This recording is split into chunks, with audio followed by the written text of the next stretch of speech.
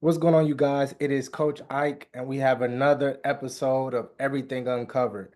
We're going to get into my guests. Before we do that, though, I want to make sure that you guys are praying for the victims who have been part of these fires, especially my hometown, Pasadena, Altadena.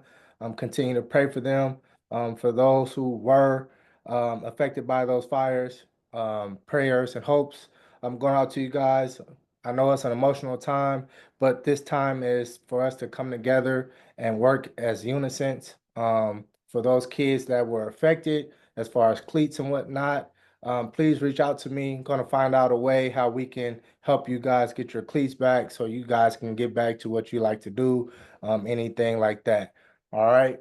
As far as training, we have group training Tuesdays and Thursdays. DM me, hit me up on Instagram, Facebook. I know TikTok is about to be banned, so Twitter, if that's where you are able to find us. As well as we have our DB membership. A lot of people do not understand. So you get to get access to the group training as well as virtual training. So now you get to build your football IQ, understand the game much faster. So you learn, you speed up your learning curve, which help you, get you to the next level or reach your goals.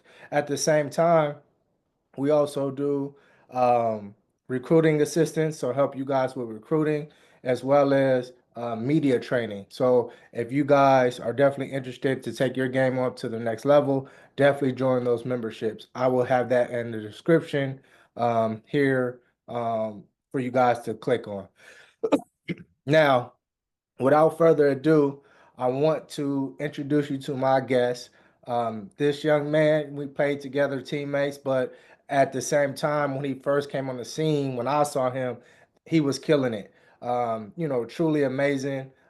Great guy at the same time. I want to introduce Bryce Peila. Thank you, thank you.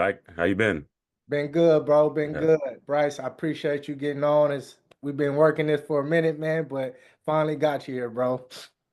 yeah. It's not something I'm usually used to doing, so I just figured I'd step out and thanks for the opportunity, No, I talk about it. appreciate it, man. Appreciate it. So, Bryce, man, let's jump into this, bro. So, you are born and raised in Oregon, bro, and a lot of people don't know about Oregon. I love Oregon. Oregon is one of my favorite places. But can you share your upbringing, how it was in Oregon? Oh man, I have this first question. You starting it off with a heater I was looking at earlier. Uh, it was really looking back, it was a lot of fun. Like every day seemed like an adventure. We're playing in creeks. You're just out constantly outside, and so you've been here the outdoors and the it's just amazing as a young kid, you could really let your imagination grow. Mhm. And I'm thinking back on, you're not stuck to anything. Um, it was just really a lot of fun. I loved the outdoors. My parents grew up with whitewater rafting. Camping was huge. So just a lot of time spent outside and making up, using your imagination and being creative and almost like not to entertain yourself, but just to have that use it as a tool to, which I'll speak on a little bit later about like visualization and Mhm. manifesting in that sense. So looking back, man, it was a lot of fun. It was very adventurous, and you just knew when that street light was on, you better be home. For sure, for sure. So, how I know, at this point you very outdoorsy, California, we got that a little bit, right? We got to choose to go to that. But, this is your everyday, yes, we playing outside, but we in the street or we playing football somewhere. How did you get introduced to football out there? Man, I don't even really remember, to be honest with you. Like from an earliest age, I was just playing football with the older brother. Um, I'm not sure when flag football starts. I think it was like second grade, probably Yeah, around six, seven. But parents always been into sports. gotcha. I can just remember from the earliest time always having a basketball, baseball, football, doing something. Gotcha. So flag football, second and third grade was right when I started playing kind of organized football in that sense.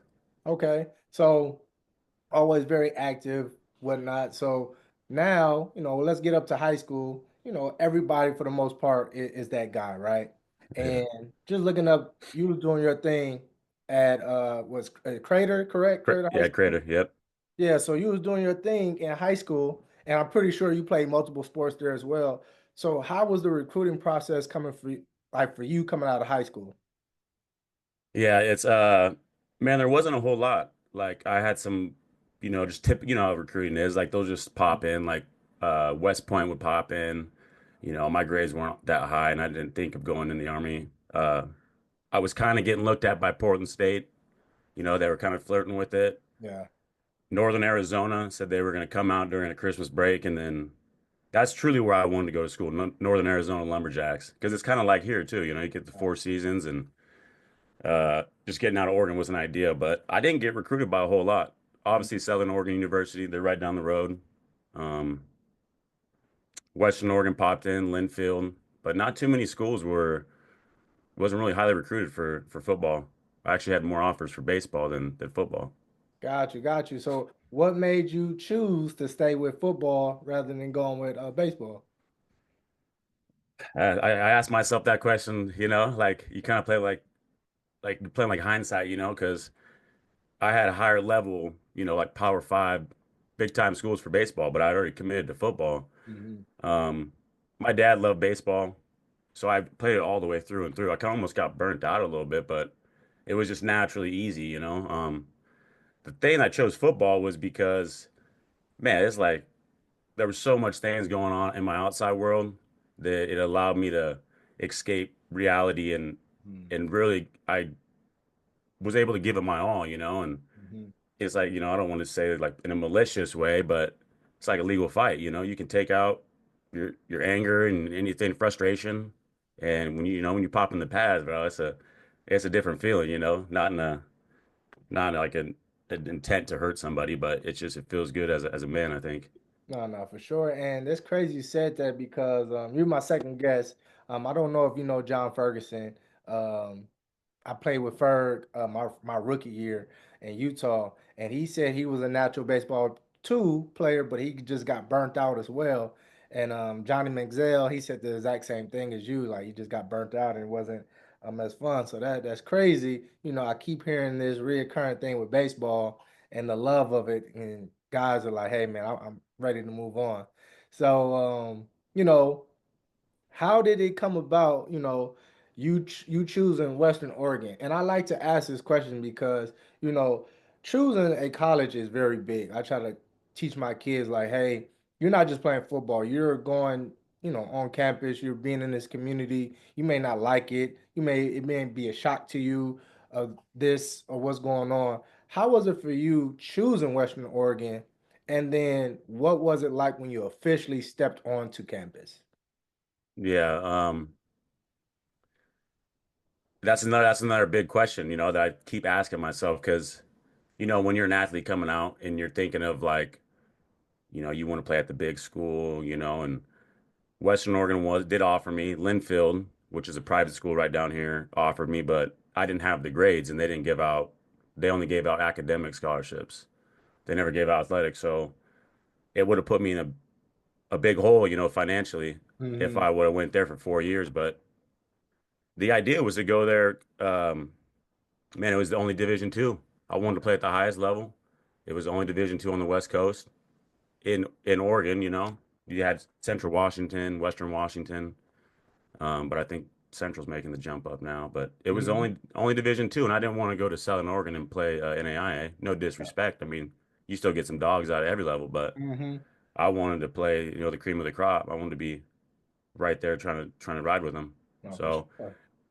yeah, it just came down to that was like really the financially and legitimately like the only offer to, and then I was even gonna try to play baseball there, but that was another thing that could be done. Yeah. So, I want to kind of go back to that. Why didn't you? Because of course, you had the scholarships at Power Five, right, for baseball. Why didn't you try to negotiate like, hey, if I come play baseball, let me also be like walk on the team or try football? Yeah, yeah. Well, I mean, just a quick story. Like baseball was like so naturally easy, and I'm not saying this in an arrogant way, but like I took time off my junior year because like I fractured my tibia or fibula, and Mhm.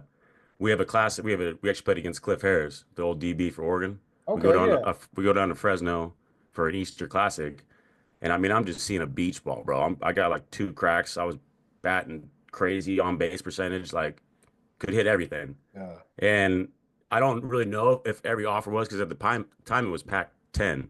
Mm-hmm. It wasn't Pac-12. So, but the Fresno head coach came up and was like, "Hey, son," like just straight up right there was offer me, and I was like, and that was just one of the few that what my coach told me. We never really asked him because, but he's like, dude, you literally had every Pac-10. I mean, I was first team all state, like had like I mean crazy stats, bro. But I was doing it because I wasn't like hard focusing on it. It was like, and it was naturally something I grew up doing. So I don't know. You asked that question, to answer your question. I didn't really have a lot of self-belief, dude, like growing up in high school. Like, so I wasn't like, didn't know how to work Got that area of being like, hey, can I do this, there, or that, just because the whole recruiting process and going to school and getting your highlight tape out, if you've never done that. My dad and I have spoke about this and, you know, just to cut it short, nobody in my family has gone to college. So Yep. Yep. that was very unfamiliar with them and, you know, that it just didn't work out. Didn't it wasn't meant for me, but that's an interesting question. You're like, 2 for 1. Like, could you imagine? Yeah, for sure. And it's amazing because I was the first one in my family get a not academic, but scholarship playing sports. I have brothers and sisters who have went to college, but it was just academically. So no one can help me out on this path. So that's why I asked. And for the most part, people don't understand the recruiting process is very um, at that time was very demanding, and it Hmm. was a lot of information that was not out. Like you can go on social media now and find out what to do for the most part. Like Bro, we were putting highlight films on CD-ROMs. Like, it wasn't just one exactly, click. Like, you had to do it manually. And you exactly, had to mail it to their office. Like, it exactly. wasn't like huddle with one click. I'm like, dang, man, I might, what if? I know you feel the same. Yeah, So, these kids, man, they got it much easier than us, and I'm happy for them. oh, for sure. But it is like we just didn't know all this information, so I definitely understand. You like I don't know what I can get away with, what I can ask. We just wasn't privy to that information, and Yeah. and I want to ask now, how was it though when you got on campus eventually?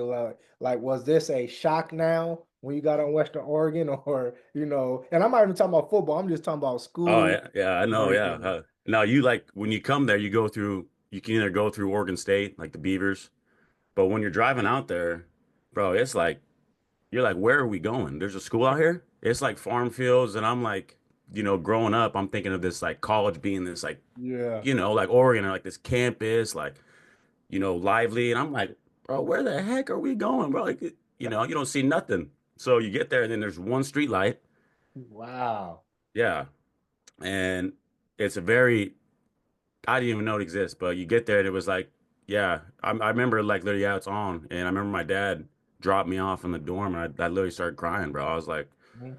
just like, you're here alone. And I Gotcha. don't know why it was, it just came out, but I do remember that because it's like you're sitting in those dark dorms too, and you're like, this is real now. It's real deal. So Yeah, how far was it? How far was the campus from where you live? uh, bro, it's like maybe within a mile, maybe. Well, that was Gotcha. in the dorms. So the dorms, yeah, you could walk to the campus, but like anywhere you lived out there was only like maybe probably less than a mile. Gotcha. No, I'm talking about where you was born and Oh, raised. where I was born? Oh, sorry. It's about 3.5 hours, 4 hours. So it wasn't like you was close enough to go back home, but at the same time you was if you wanted to. Yeah, it was just far enough, and that's going back on that's the reason why I chose Western because Southern Oregon's only like 20 minutes. Just Gotcha. wanted a new experience. So I was able to go home, just not, I didn't go back on the weekends. I'd go on breaks, so. Not for sure. Okay, okay. All right. So I saw you redshirt. Now, I want to explain because Western Oregon is the Division 2. And redshirting, it's a lot of people don't understand like how this is different from D1 redshirting. Can you explain, because I know it has to do with classes and a certain amount of units. Can you explain what redshirting was for you at the D2 level? Is that a thing? I didn't even know that, bro. Like to me, I thought it was the same unless they change rules. So I know for some D2s, it's you have we talked about this with one of my guys where you have a certain amount of classes. So you can have more units in a D2 than a D1, right? Okay. So I believe it's like a certain amount of semesters you can do. At D1, you only got like a fix, and once you reach that capacity, like your clock is over with. Okay, I see that. I'm not too well versed in that. I was just told that a lot of them would go there in redshirt, and it didn't matter on the hours because we're taking like freshman focus, like how to basically study. Gotcha. You're getting credits for going to practice. Mhm. Okay. You know, I didn't know there was actually a certain amount. They were just told that you would redshirt because to learn the playbook, you know, see how to get through it, you know. Yeah. Okay. Okay. Okay. So how was that though? Because now, like I said, everybody's the guy when they're in high school, right? Yeah. And then, having to go your freshman year and have to redshirt where you're really not involved. Yeah. You still got to go to these activities though, but you're not playing. How was that for you to like, all right, I'm here, but I'm not going to play? Yeah, that's tough, you know, especially practicing and doing all that and trying not to get beat up because you know some of the older guys they'll come right at you just to let you know, and so uh it's kind of a weird experience, you know. Like I just always sure there was days I was up and down, but like for the most part, I just try to find some good in every aspect of it, you know. But I just remember coming out red shirt, they're just watching practice. This guy is like I'm talking jacked, and he's running around with his shirt off, dude, like a madman. Like, you know, I think he was doing steroids or something. And he's like beating his helmet. I'm like, whoa, what are we doing, man? Like, this is real, you know? Uh, but yeah, but we had a great group of teammates, you know, my boy Alex Melson, RJ Williams, that's Tyrell Williams' little older brother. Mm-hmm. Uh, we roomed together and we're close. A couple other guys, Scott Foss, like we just stuck it out together, you know. We found uh kind of we kind of built each other up, you know, and Yeah. made our way with it. Oh, for sure, for sure. Now, how much of an adjustment was for you just and like I said, just for college, like because I share my experience at Middle Tennessee. When it was football season, it's fine, but off the field and in the community, man, I was like, this is not for me. So how was that adjusting for you out there, just college life? Yeah, that's an interesting question too, you know, just because I think growing up, a lot of people were kind of influenced to believe like, hey, you go there, you're like partying, you know, you're trying to chase women and stuff that really doesn't fill your cup, you Yeah. know, and so like you said, it was easy during practice, you know, and all that, and for me, it was just kind of like I just kind of rode with it, you know. There were certain things that happened that we spoke about that really tore me down, and then you know, doing stuff off the field, I think about that too. Did it?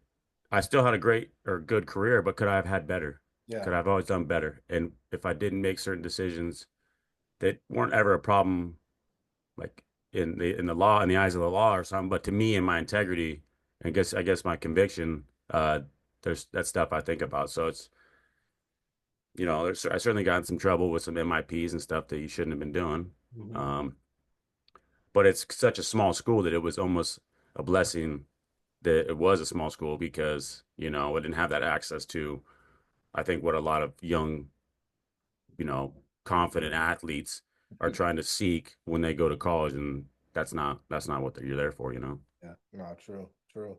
No, that's a good point, bro. That's a good point. So, bro, you had on the field, once you got on the field, bro, you was balling. And Yeah. we'll get into when you got in the arena, but you was balling at safety. Now, I'll get into your accolades because you're second all time in career interceptions at your school, currently still. And what was the top three things though that contribute to your success? And what do you think those three things are? Man. I was looking at that one too. I was like, this is a great question. Like, because you don't really think about these things, you just kind of do them, you know? Mhm. And just going off the top, I think for one is like, when you're competing and you finally get over that hump of like putting yourself all the way out there, and you fell down a lot. Yeah. But when you get over that one of completely, dude, like getting that type of confidence is Mhm. you got to be careful with it too, you know? So it was finally when I started reaching that over the hump, I was like, man, I could be a dude. And I Yeah. started believing in myself, you know? Truly started believing in myself no matter what, you know? And I would use things off the field that happened in my life to be a positive, instead of letting it weigh me down Yeah. and kind of making, what do they say, that like a light out of a dark time or something, using that. And secondly, it was a visualization, dude. I used to watch film and, because just based on certain formations and, a sound play, there's only a certain amount of routes that you could run. And Yep. then you go into boundary, you go into coverage, down and distance. Are they backed up? What's the time on the clock? Was it just a turnover? It gets, Mhm. people don't realize like how much of a chess it is. So I would watch film and I would visualize these plays and I would just digest, create, and I would think about how to stop this play 100 different times before I went to bed. And Yeah. I could see it playing out in my mind. Like I would, like what if I went here and I cut it and then I take it back to the crib, I cut over here. I'm just like you Mm-hmm. do when you're a kid. Yeah. Like when you're like, hey, three, two, one, you did that as a kid, it's the same Yeah. idea. Exact same idea. So that'd be one right there. Just believe in yourself. Two, visualization in the film. And then three, it was hmm, that's tough. I would say almost like building people up, but especially at safety, putting people in position that's best, not for me, but for the Oh, team and yeah. stopping that one play at a time, one play at a time, because Yeah. I think people get caught up where they're like, they're trying to call plays for themselves. And it's like, bro, that's not how it works. The football guys, that's not that you're never gonna get that. So, Exactly. Those three, those are truly amazing. And I say for confidence, everybody needs confidence. I don't care if you 5 star, 1 star. You need confidence to be on the football field. You need confidence in life. But for you to say amen. to visualize and bro, I don't think people understand these young adults now because they're not kids. I don't like to call these are young adults playing. I don't Hmm. think they have the football IQ to understand like, look, you don't need to make this play physically. Yeah, yeah. Like you can make the play like when I do stuff now and they be like, Coach, how are you able to do that? I'm like, I know what's going to happen. Like I don't need to be as fast as I used to be. I don't need to be as athletic. Like if I knew this earlier, it Yeah, would yeah. be You even easier. I gotta be a monster. Exactly. And it's just like I already know what's going to happen because I understand football, and these are the things that can happen. And I'm just going to eliminate this. So the football IQ, bro, man, you hit that on the head, bro. And Well, it's tough for these young guys, man. Like, and going back on that, like they don't play in the backyard. They're not riding their bikes. They're not using that creative mindset, like stuck inside, their technology. I see it within the school system, being an elementary teacher. It's very frustrating at times because, you know, and they just don't want it as much. It's like a lot of the stuff is on trying to be sold on the internet instead of physically going out there and getting and hustling. And don't get me wrong, if you want to do it on the internet, but don't spend every waking moment on it. And so they just don't watch the game. They don't play in the backyard.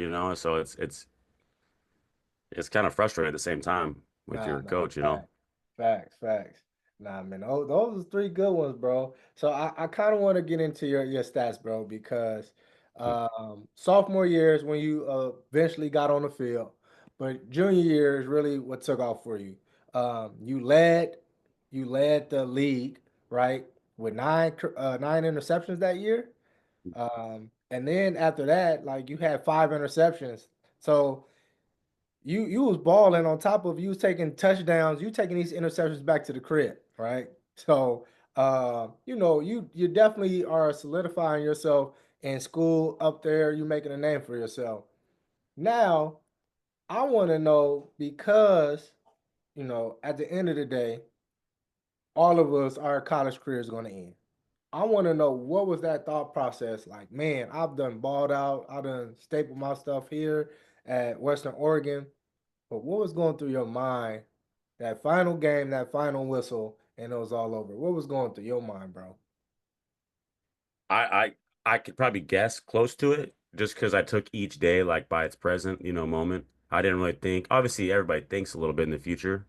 So the last game, I said I already knew like this ain't it ain't over. I already knew in my head like it's not gonna be over. It'll be over on my terms, Mm-hmm. you know, and just keep having that belief. And don't get me wrong, there's some days where I'm living with my pops coming back down here still training, but I'm crying, dude, because I'm so frustrated and I'm an adult because I'm just in tears, bro. Like why?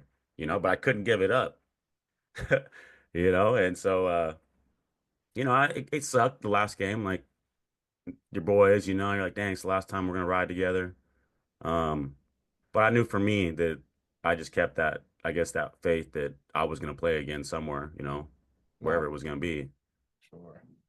Now, did you get invited? Because I found this out. So D1s, of course, you got pro days and whatnot. D2s, D3s, though, you don't necessarily have a team pro day. You got to be invited to a pro day. Were you able to go or luxury to go to a pro day to showcase your ability in front of scouts or anything like that? I was trying to get in Oregon State, but they weren't letting me over there. Mm-hmm. That's probably, we went over and ran some sevens on them, and they knew after, so that's probably why I was going to shadow, maybe Yep. overshadow one of theirs, and maybe not. But we had a kind of a small. There was no real scouts there at our school just to get the numbers, but a couple scouts would come because the guy before me, he's from Medford too, North Medford, Jason Slowey. Uh, he he got drafted by the Niners, and he Okay. was a stud. So, but my senior year, I never really. The same guy came back just to, I guess, show face, but it wasn't really like a pro day like you're saying with all the scouts. Yeah. Yeah. Okay. So we still ran all that and did our numbers, but I didn't know how any of that worked. I didn't advocate for myself. I just imagined that the school or our trainer is like getting this to somebody that would hopefully give me a shot. Man, bro, I think we gotta hold it right here. So we gotta have this conversation. It's much needed. Athletes, right? The school is not responsible for getting your name out. Y'all need to Exactly. understand that, right? And let's say if you don't get an agent, because I didn't have an agent representing me, you have to advocate for yourself. You have to get in hustle mode and send all your information out to all the coaches, all the agents, anybody that you can get a hold of. Now, because at the same time, and Bryce brought up a good point, some schools will allow you to perform or do a pro day at their school. Other schools will not allow you to do that because they do not want to be out their players to be outseen by someone else. This has happened and schools don't do it anymore, right? But you need to understand your coach, they love you, but for the most part, they can't help you. And they say they're gonna help you, but they not gonna do anything. I'm just letting y'all know, keeping it real with y'all, all right? And some Yeah, coaches who actually do got some connections and they can speak to people like help you out, but they can't. They don't. They don't have. yeah. No, Uh, I would say even back then, man, send it and send it and send it again until they tell you to stop. exactly. Like throw those things out like frisbees. Mm, Like do it until they tell you, literally tell you, hey, stop sending letters exactly. or stop sending your stuff because you don't know. It might slip one desk and hit the right desk in that same office. You never know. You never know, bro. Never know. So, how did the opportunity with Portland Thunder come about? Yeah, so that was through my boy Jason Slowey. He All had got an invite or something, and he basically just plugged me in there, and I went and stayed up with him and his buddy out in the like Clackamas area, right. kind of out there, and then went and tried out with Barma Sony, our Oh, our boy, he was there, and that's kind of how we just got on. We were both eating it up. at that tryout? Bro, so this is 2014. I just did my rookie year, 2013. I go out to Orlando. This is my first year in Orlando. So, it's an expansion team. Portland, you guys are new, right? We see all these rookies on the team.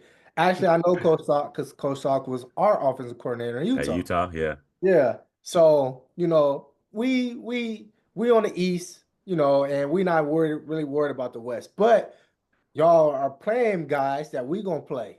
And bro, you and Sony and my boy Eric Rogers. Eric, he from Yep. DeWark. So I ran track with Eric.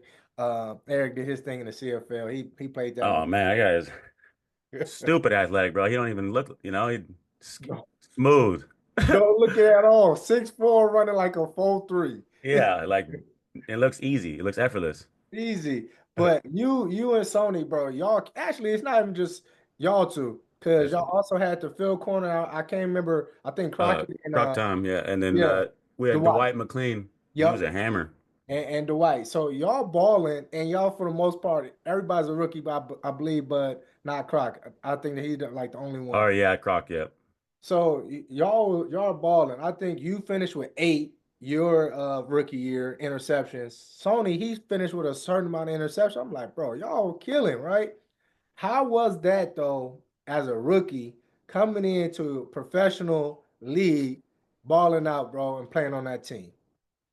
Uh Man, that was an interesting time too, because it's not like the outdoor game and I'm coming in and I had an easy position, especially in me, is just being like a chicken with your head cut off, at the jack. I mean, to me, that's what I think. But I mean, Dwight is a phenomenal leader, man. Dwight McLean. He's a encouraging guy, and then you got Croc, who's a kind of a vet, and we'd always come together to watch film.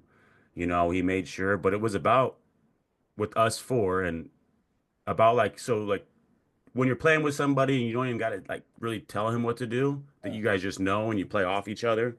It was like that for us four. Like we knew they were gonna be there, and if you wanted something otherwise, we weren't afraid to just be, honest about it and like not take it personally, like a personal attack. Mm-hmm. And we just knew, and so, oh man, that was a really fun year. We didn't do so well, but even just as the team too. I mean, we had a bunch of hungry guys like Douglas McNeil. I mean, you had Kyle Rowley at quarterback, um, defensive ends. I mean, we just had a bunch of dudes that were about it. Mm-hmm. Just didn't really put it all together as a team and end up losing in Arizona. But we weren't. I don't even know how many games we won. Not very many, like 4-14 or Yeah, y'all 5-13 or something. y'all didn't win a lot, but everybody can tell, like, man, this is a team if y'all stay together. And but I wanted to know how was that though? You played high school, you played college in Oregon, and then you end up staying professionally playing in Oregon as well. Like, how was that to be the hometown kid? That was interesting. It's like an experience that you don't really think you'll ever have. And it was nice for like my homies and family could come up to the games real quick, because Portland's it's just an extra hour and a half from my college, so it's maybe 4.5 from here where I grew up. So Mhm. families coming up, and seeing people out there that kind of we had acquaintances or certain friends, it was nice. But for me, it's like it could be good or bad, and Mhm. in certain situations it was nice to have, but I'm more of a low key guy, so I didn't really think too much of it. But it was Gotcha. nice to have family and friends be right there. Nah, for sure, man, for sure. So, I came out there, I think it was 16, right? Yep. And by this time, Portland Thunder, they had to change the name because owners didn't, take care of the Yeah. bill. So, I come out there, we call Portland Steel. Now, I've already been a part of a team that had to be taken over by the league. My rookie year at Utah towards the end of the year, and then Orlando, my first year, we had no ownership. So I was already kind of used to what it looked like. It wasn't, the best all the time. But for you, this is something new. How was that for you? You know, I don't know how it was at first when you guys when your rookie year at Portland, but how was it that last year in Portland where we have was taken over by the ownership or the The league, yeah, league? yeah. You know, to be honest, I probably could have handled it better because, like you said, I never experienced something like that. And I'm thinking in my mind, like, this is a professional team, and then there's certain things that like we're not getting that you would think is a common sense thing for maybe somebody as yourself or me. But you know, it was very challenging. A lot of stuff wasn't meshing, it wasn't going together. It just seemed like the league was taking us over, and then there was like you're kind of just outed in a way, but you're still hanging around. It's like, you know what I mean? I'm like, man, this ain't right. But you don't, there's not a certain amount of stuff you can do. Exactly, exactly. And for that team, I think when I got there, you guys hadn't won too many games. Mm-mm. But knowing Coach James, because Coach James brought me in, we couldn't bring in a lot of people, right? Because Oregon is where it's at. It's like, how do you get guys to come up there? And Mm-mm. that was an issue.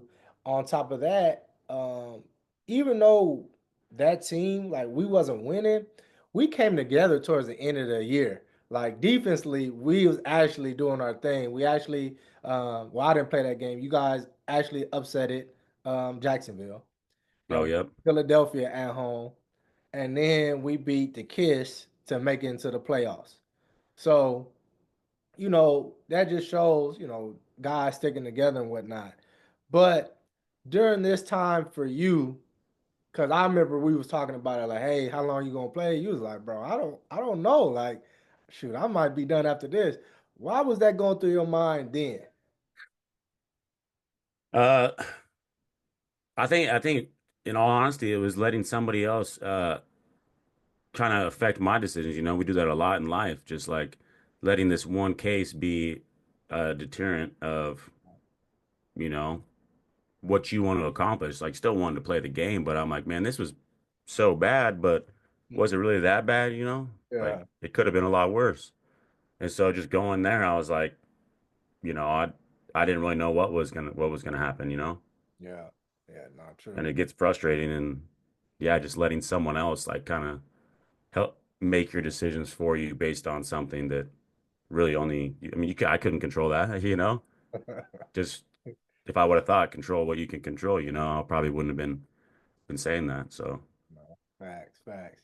So you end up going to Philly after, right? So this your first time like being out of Oregon living. Now we know, yeah. of course, we travel and stuff like that. How was that though being different now that you're not living in Oregon, you staying in Philly, bro? How was that? Well, I first went to Washington, D.C. I was in Okay. with the Valor for like a month, Uh, and then I went to Philly. I mean, yeah, it was a culture shock, dude.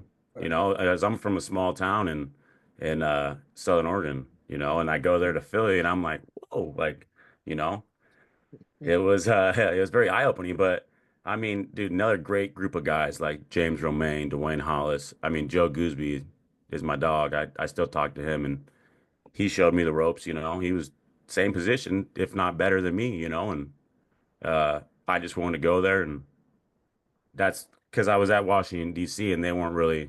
I mean, they had me doing offensive handoffs, bro, and I'm a jack and I'm pretty exactly. pretty good at my position. So they were towing me around, but then I was like, man, I'm gonna go see what's up with Joe, man. I'm gonna start learning from him. Like, I don't even care. I'll run special teams if I have to, you know, just to be around that and the whole team, Dan Ball, like a bunch of winners, you know. So it was very eye-opening, but it was uh yeah, no, I don't know somewhere I can live, but it's it was a great time, you know. It's just very different and not in a bad way, just a lot more going on, you know.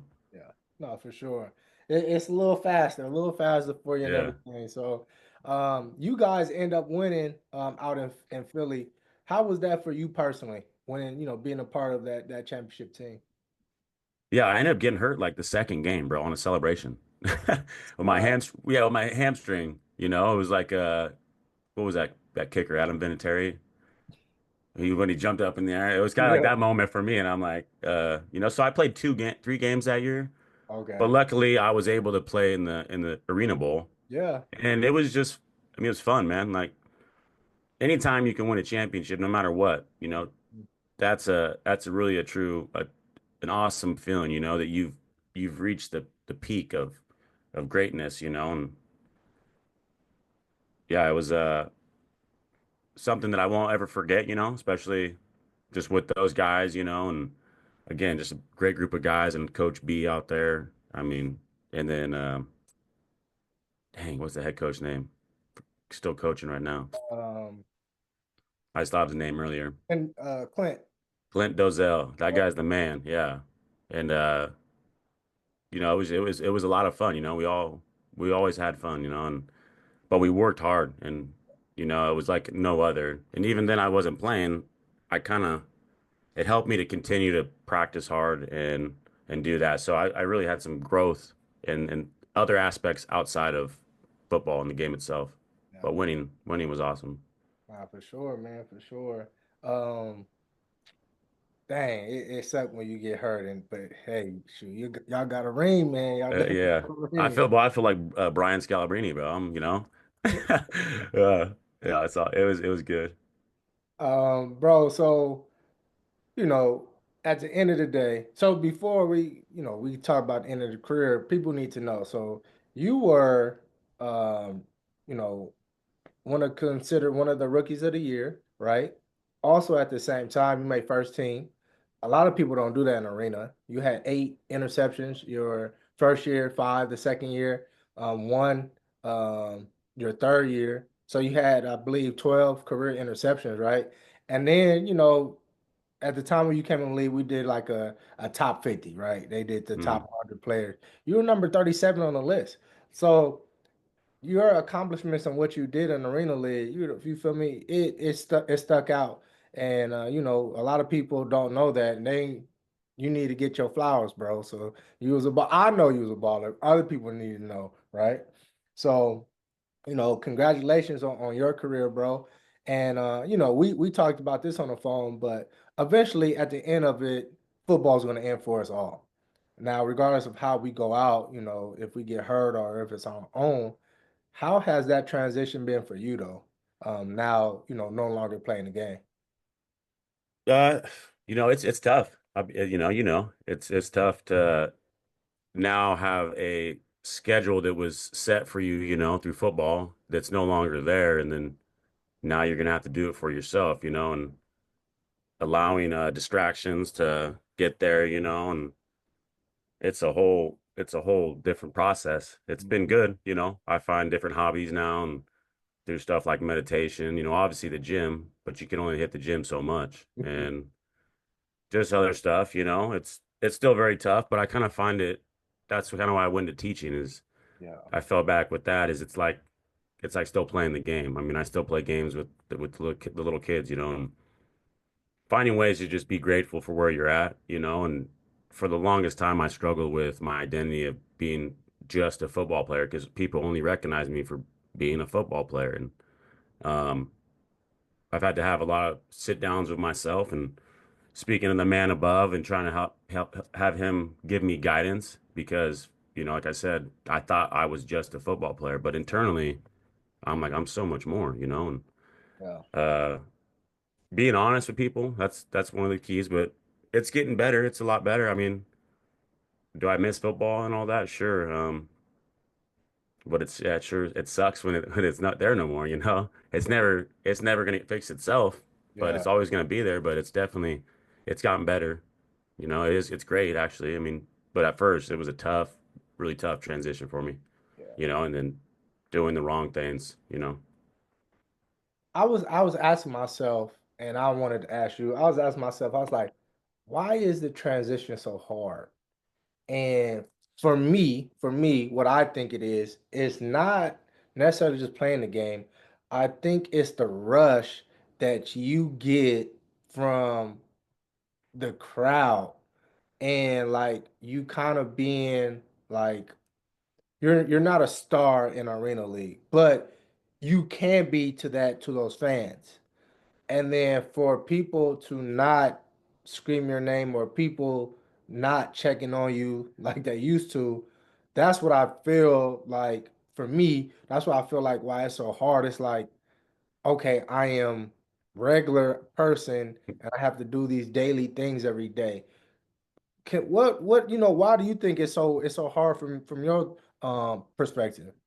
Yeah, it's interesting you made that point about people screaming your name and saying stuff, and knowing you. I think there was something I seen about back in the gladiator times or about how that's, people want to be noticed and encouraged, like not encouraged, but basically just noticed and like lifted up in that essence, you know? And I do miss a lot of that. I don't know why. It's something structurally like in our our DNA that like that's how we just respond, and Mhm. it's just really being noticed is always important for a human being. And when you get it to like a big level and people cheering you, you're like, and you're balling, you're like, whoo, it's almost like you just took off in a hot air balloon. Yeah. Nah, it's crazy, and we talked about. I said us as football players, us as athletes in general, we just need to get together, continue to have those conversations because it's brothers that are still struggling, making that transition, trying to find that footing. But like you said, if we are able to identify our identity at a younger age and help these young men coming up as well identify themselves prior to football, I think it'll be a better transition for them. And I'm seeing it because a lot of kids are getting into social media. They're not into football like we used to be. Football used to be like life. Like we used to football every day, watching it. Kids, they don't even necessarily care. So I think it'd be a lot easier for them now than for us. Absolutely. I 100% agree. So, bro, you end up coaching back at Western Oregon for a minute. What made you get back into coaching and then, or what made you get into coaching and then what do you think or what are your thoughts on the NIL and this transfer portal? Yeah. Well, this is when I went back for my master's in education. I just picked up coaching and it was something that I could continue to stay in the game. And really, I mean, there was Jason Sloy was still there coaching. He was one of my good friends. This other guy, Joe Mortensen. So really getting back into it, trying to stay busy, no longer playing football. I needed to have these things in place to, help me, have that transition and I have that free time where I would be, goofing off, not doing the right thing. So, NAI deals and the transfer portal and all that, that's an interesting topic. I think the first thing that comes to mind is if you have a transfer portal, right? And I don't know much about it. People are going to one school and right they get outworked or not to say they're not as where they need to be developmentally or Mm-hmm. they don't or maybe where they think they should be they're not, so then they just transfer to another one. Well, then they do that two or three or four times. Now to me I think that would create a bad habit of now you're not sticking with the hard things, like see it through, you know what I mean? I They do. just bounce from the next one. Yeah. I And definitely see it like that. And I think I tell people this NIL can be freeing financially because there's a lot of people that won't make it to the NFL, but you're going to be a great football player in college. And I think, too, depending on everybody's situation, some are chasing the money. And like you said, I think they do need to stick through it. But what a lot of people not understand, a lot of coaches are telling kids to get in the transfer portal. That's what's yeah, that's what's alarming. But I the, definitely. the NIL though I would say, uh is it wrong? I don't know. I mean, look at college, and that's a whole other topic on itself. Like, is it a scam? You're making all this money from these people. Should you be getting this? Like, and there's like loopholes. I mean, don't get me wrong. If they gonna offer you that and it's legal, I mean, and you in a bad, certain socioeconomic and demographic status, like, then you're gonna take it. I Yep. mean, I'll take it right now, and I grew up in a nice little middle class or lower to middle class. So it's interesting, but I could just see it changing kind of. for if you let it get to you for the wrong, for the wrong hustle. True, true. Now I definitely feel you on that. So do you think so I got this is my opinion. I think because a lot of people, it seems like you're saying like the NIL transfer portal is going to water it down. I think the cream is going to rise to the top because the kids who are really about it, they are going to demand a certain price. And if you want that, then the guys are going to rise like, man, I believe I'm better than him. I'm going to rise up. The guys who only care about getting paid, I think they will go down. But at the same time, you're going to have more guys who's like, I'm not a no name. I don't care who you are. I'm going Yeah. to take your spot. And so that's why I think it's going to rise to the top because at the end of the day, that's what football is. It's just competitive. You got 5-star guys when they play against a 1-star or 3-star, and you be like, is he really better than him? Is Yeah, that yeah, possible? you're 100% right. Because yeah, if they got that money, they're not just giving it to some average Joe, no, why would you do that? Yeah. So I see what you're saying. I That's just my agree. thought process. That's No, just I didn't think about it like that. Because so it just makes sense, you know. Nobody would give you 500 grand if you're like a one star. It's like what? exactly. You know? Exactly. Yeah, cream rise to the top. They it's gonna rise. It's gonna rise. It's gonna rise. So, bro, man, I wanna, I don't wanna take up your time anymore, but what are your final thoughts or words that you want to share, bro, from what you've been through, personal, rather it's from football. What is some wisdom that you can share for the young guys, man, coming up? Uh, Young guys, man, just do what's in your heart, what's true to you. I know we all get influenced by our friends, and I think ever now more than ever, young guys are getting influenced, especially with like social media and chasing girls. And don't get me wrong, I did that as a kid too, but I knew my priorities of what I wanted to do. And for me, competing and playing in sports meant way more than and having a girl. And if that's what you want to do, that's what you want to do. But don't let somebody else from the outside who don't walk in your shoes, like the same thing with my team, like letting that influence my decision based on something I can't control. And so keeping your head on straight, and if you want to do it, man, you're gonna have to go for it, like you can't be halfway in and halfway out. That's one thing I've always done with sports. When it came down to compete, I mean, I was willing to die out there, to be honest with you. And that was through certain things that were passing to my brother that influenced me to do that. Like I can take this like as a negative and hold me down, or I can use this and, you know, as fuel. And it's crazy that it actually did. And that's the thing about visualization too and manifestation. And so if you want to do it, but don't let people from the outside influence you to be average because you're not built to be average. God didn't build you to be average. Nobody. Man, facts, bro. Bryce, appreciate you having you on this platform, bro. Share your story, bro. I already know it's gonna touch a lot of people, bro. We gonna stay in contact, man. But love you, bro, man. I love you too, bro. Yeah, I appreciate you. I appreciate you having me on for this opportunity. And it's something I'm not fully comfortable doing, public speaking, but it was about for me taking that step out for personal growth. So thank you for the invite. I know, man. No problem, bro. No problem. I'll talk to you, my guy. You have a good one. Sounds good, brother. All right.